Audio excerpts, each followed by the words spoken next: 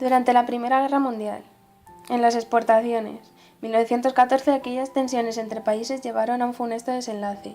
El 28 de julio de 1914, tras el asesinato del archiduque Francisco Fernando de Austria, estalla la Primera Guerra Mundial, dejando a un lado las grandes consecuencias psicológicas e históricas que tuvo. La Primera Guerra Mundial dejó unas consecuencias enormes en cuanto a la economía se refiere. El nivel de exportaciones de Alemania anterior al comienzo de la guerra era un 12,4% y a finales de la guerra era el 3,8%, lo cual nos demuestra las pésimas consecuencias de la guerra, donde los ganadores salieron reforzados. La población durante estos años descendió mucho debido a la guerra y a las numerosas muertes. También mucha población emigró a Estados Unidos, por lo que en los inicios de la República de Weimar Alemania tiene más de 50 millones de habitantes. Pero en estos años estalla la Segunda Guerra Mundial, en la que Alemania vuelve a ser protagonista, y esta vez le cuesta la vida por atentados, asesinatos, enfermedades, hambrunas a más de 6 millones de habitantes, más otros 10 millones de alemanes que fueron expulsados de Europa Oriental y los Balcanes. El valor monetario en este periodo es destacable, puesto que las consecuencias del valor de la moneda hacen que se produzca la primera hiperinflación alemana. En 1921, que casi acaba con una guerra civil. Durante la Primera Guerra Mundial, Alemania abandona el patrón oro en 1914. Las consecuencias del abandono de este sistema hace que Alemania pueda gastar casi 3 veces más que su Producto Interior Bruto de 1913.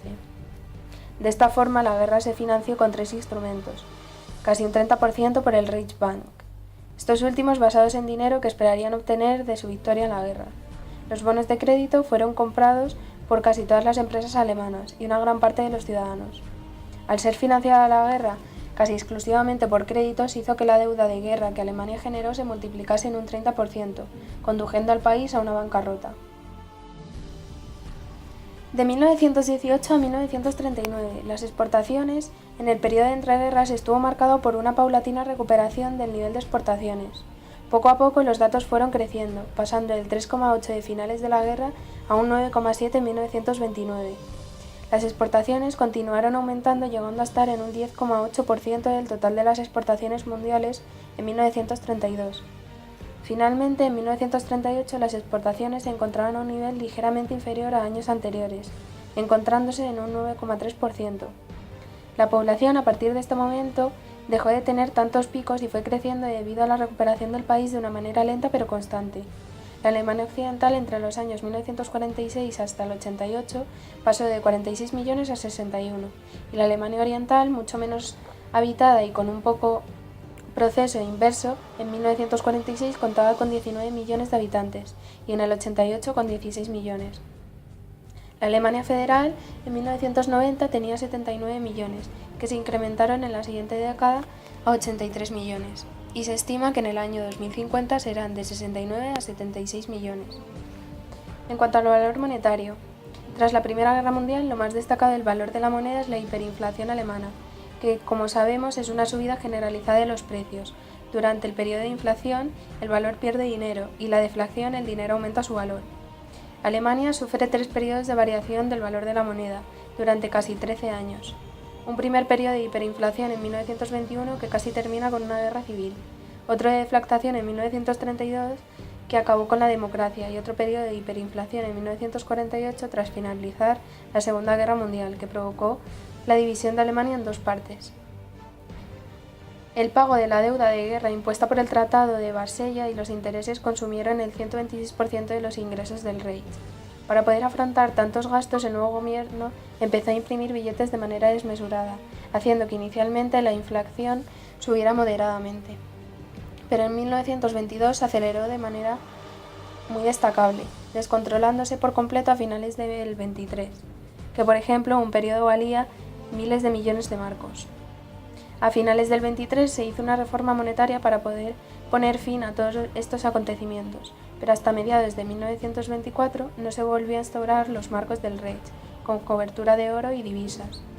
La crisis se acentuó debido a cortar los flujos de préstamos de los bancos estadounidenses, y en 1932 ocurrió una deflación. De 1939 a 1945, las exportaciones en la Segunda Guerra Mundial fue un hecho muy negativo en la historia económica, debido a los grandes gastos armamentísticos y logísticos. Fue una época de recesión económica. Los niveles de exportaciones disminuyeron en gran medida, llegando a un nivel de 1945 de 6,8% de las exportaciones mundiales. El valor monetario en este periodo se caracteriza por el cambio político que experimentó Alemania. Su nuevo líder político, Hitler, centró todos sus ingresos económicos en las obras públicas, generando empleo y nuevas comunicaciones que tenían un doble objetivo: por un lado sanear la economía alemana y por otro preparar su plan de ataque al resto de Europa. Además, invadió los territorios de los Sudetes para explorarlo y así obtener más factores de producción.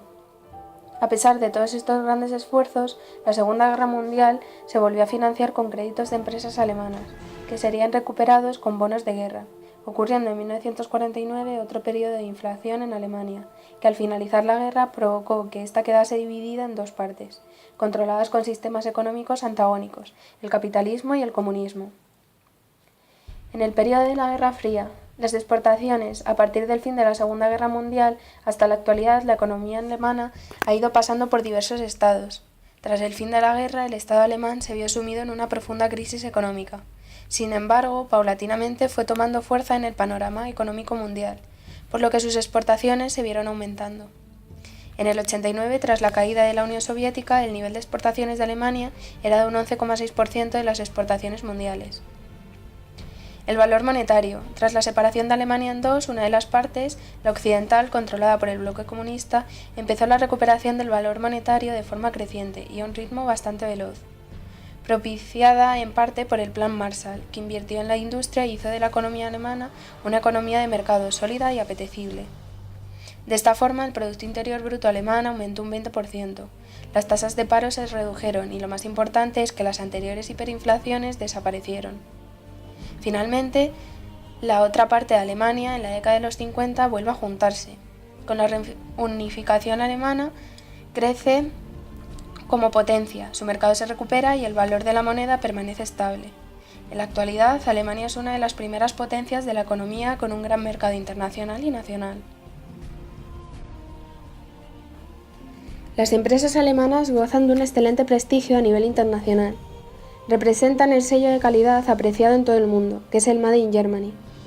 Son sinónimo de innovación, calidad y adelanto tecnológico. Pero la cuarta potencia económica del planeta no solo opera a través de actores globales, sino que también cuenta con muchas empresas líderes a nivel mundial, en el sector de las pymes, el núcleo y el eje de la economía alemana, muy ligada a la actividad industrial.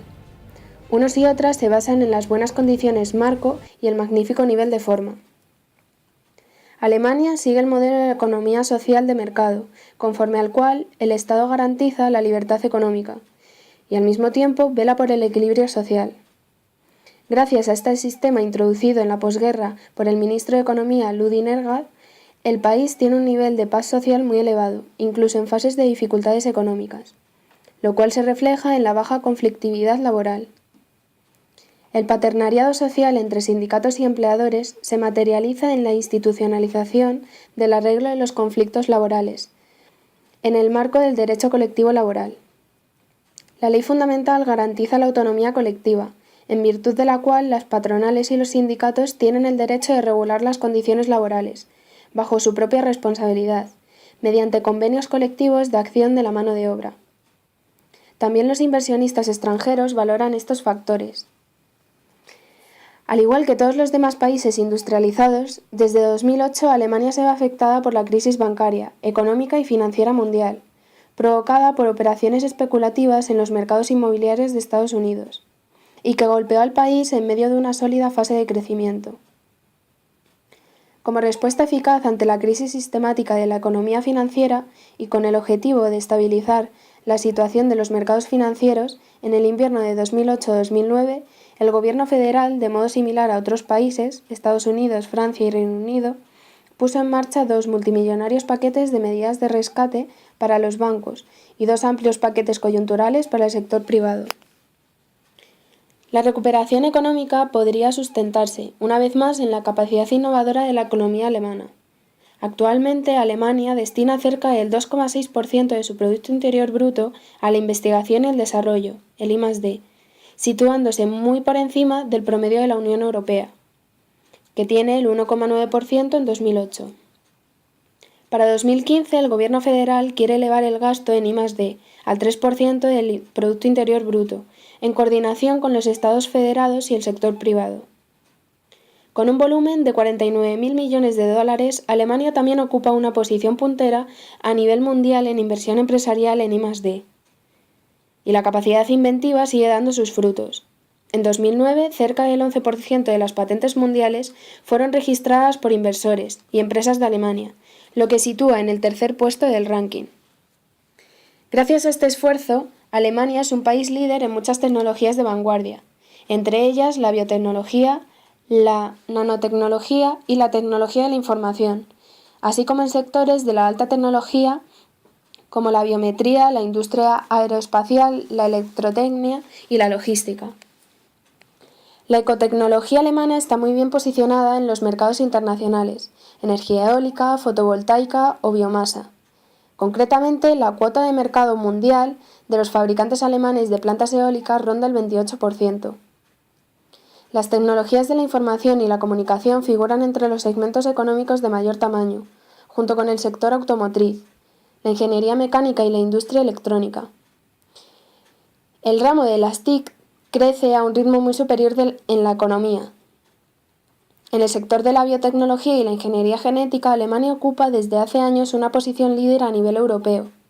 En nanotecnología, el país dispone de un elevado potencial de saber respecto al nivel mundial. El auge de la economía y, por ende, la mejora de la situación en el mercado laboral también se deben en parte a algunas de las recientes reformas, como la de regularización del trabajo temporal, que permite que las empresas respondan a oscilaciones en la cartera de pedidos con mayor flexibilidad, así como la reducción de las prestaciones por desempleo, que habría estimulado a los desempleados a reintegrarse al mercado laboral. La política salarial no tendría efectos negativos sobre el coste por unidad y, por lo tanto, tampoco desencadenaría una tendencia inflacionista. Dedica un apartado de su informe a detallar las consecuencias negativas de las exiguas subidas salariales de los últimos años, no solo para el poder adquisitivo de los trabajadores, el consumo privado y la creación de puestos de trabajo, sino también para toda la economía de la eurozona, aunque reconoce las ventajas que las empresas alemanas consiguieron en términos de competitividad. Además, se muestran críticos con la propuesta del gobierno de reducir el impuesto sobre sociedades.